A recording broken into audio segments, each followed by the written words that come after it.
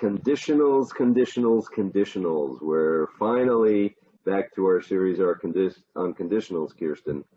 And today we're just going to do 2 of the 4 conditionals in English.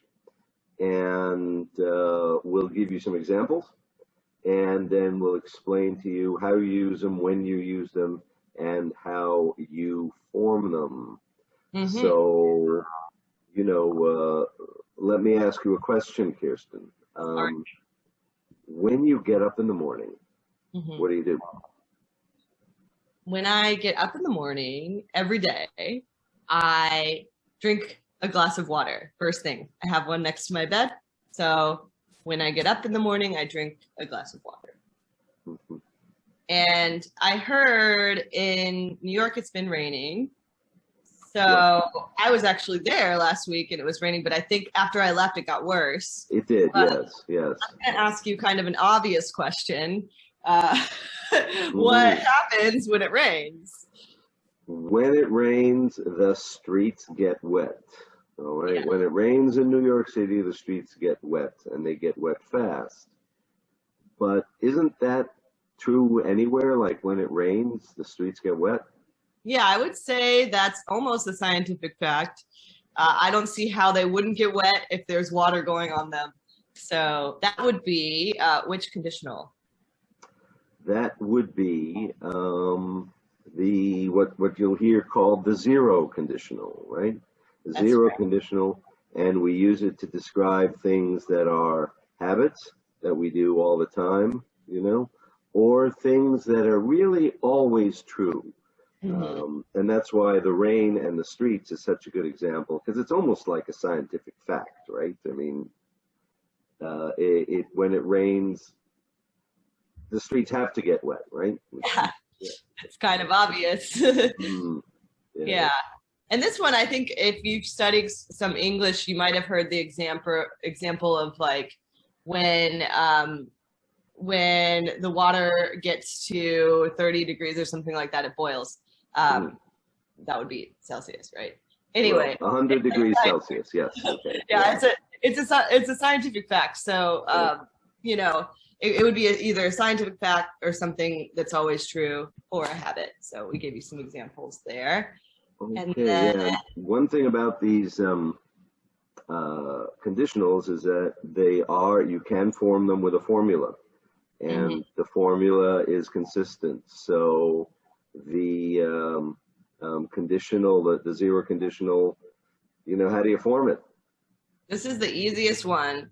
So the zero conditional is the easiest to form.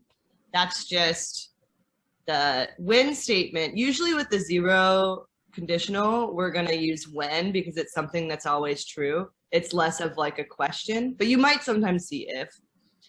So we have when, and then the verb is present, and then the second verb is also present. So that example was when it rains is just that simple present, and then the street gets wet. So gets is also the simple present.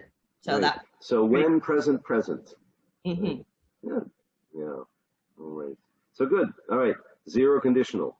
All right, now check it out. So here's the Empire State Building at night, right?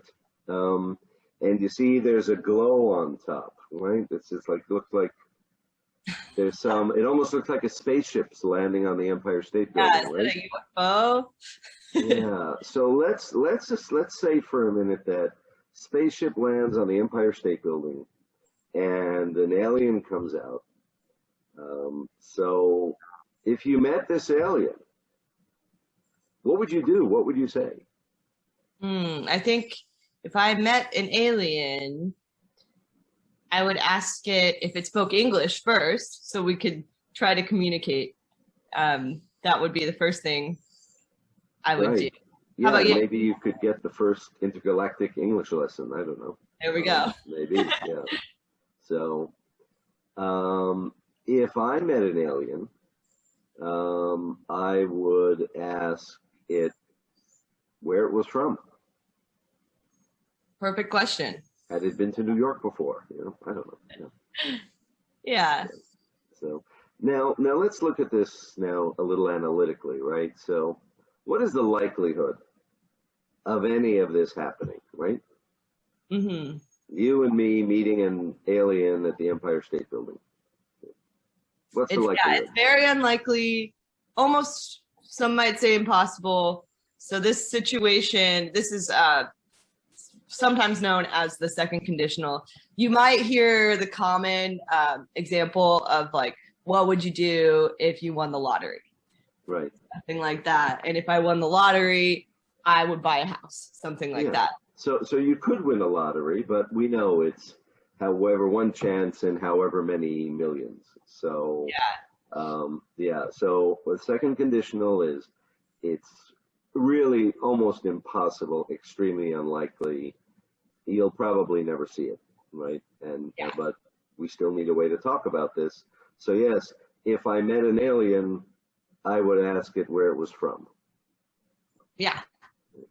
All right, so let's form this one. Let's give out the formula for this one.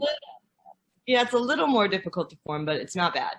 So the if plus the past, and then would, we have to add would for this one, would, and then it's just the like base form of the verb.